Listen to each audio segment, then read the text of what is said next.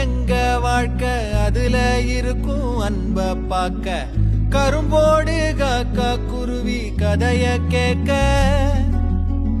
தலைமேல வானோம் பார்க்க யார நாங்க கேள்வி கேட்க தலையாட்டி பொம்மை வாழ்க்கைதான்